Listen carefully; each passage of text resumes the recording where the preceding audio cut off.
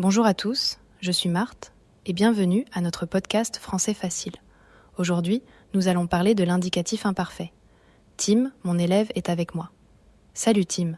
Salut Marthe. Je suis content d'être là. L'imparfait, ça sonne un peu compliqué, non? Pas du tout Tim, on va l'expliquer simplement. L'imparfait, c'est comme une photo du passé. On l'utilise pour parler des actions qui duraient longtemps ou qui se répétaient avant.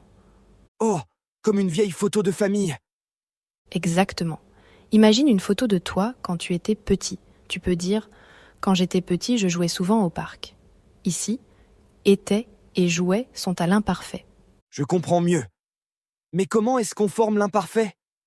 C'est une bonne question.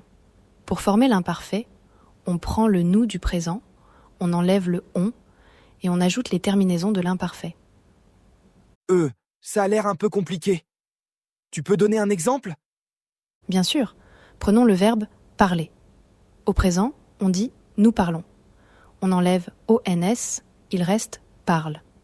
Ensuite, on ajoute les terminaisons « AIS »,« AIS »,« AIT »,« IONS »,« IEZ », AIENT. Donc ça donne « je parlais, tu parlais, il parlait ». C'est ça? Parfait, Tim. Et on continue. Nous parlions, vous parliez, il parlait. Oh, je vois. Mais est-ce que c'est toujours aussi simple? Souvent, oui. Mais il y a une exception importante. Le verbe « être ». Pour « être », c'est un peu spécial. On dit « j'étais »,« tu étais »,« il était »,« nous étions »,« vous étiez »,« ils étaient ». Ah, je vois. Et quand est-ce qu'on utilise l'imparfait exactement? Bonne question. On utilise l'imparfait pour 3 choses principales. 1. Pour décrire une situation passée. Il faisait beau ce jour-là. 2. Pour parler d'une habitude passée. Quand j'étais étudiante, je mangeais souvent à la cafétéria. 3. Pour une action qui durait dans le passé. Pendant que je dormais, il pleuvait.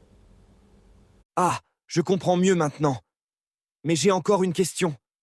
Comment est-ce qu'on sait si on doit utiliser l'imparfait ou le passé composé? C'est une excellente question, Tim. L'imparfait, c'est comme le décor d'une histoire. Le passé composé, c'est l'action principale. Par exemple, je lisais un livre, imparfait, quand mon ami est arrivé, passé composé.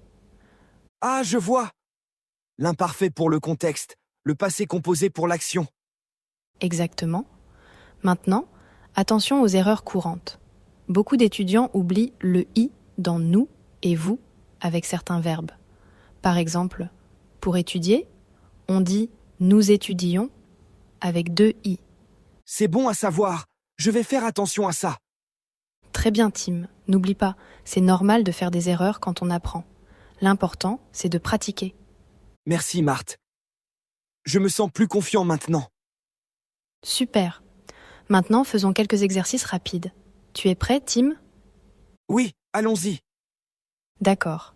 Voici 3 phrases à compléter avec l'imparfait. 1. Quand j'étais petit, je mangeais beaucoup de bonbons.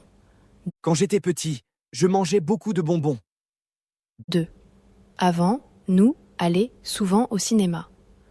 Avant, nous allions souvent au cinéma. 3. Ils, être, contents de leur voyage. Ils étaient contents de leur voyage. Bravo, Tim, c'est parfait. Et vous, chers auditeurs, avez-vous trouvé les mêmes réponses? Pour continuer à pratiquer l'imparfait dans la vie de tous les jours, essaie de décrire tes souvenirs d'enfance ou tes vieilles habitudes.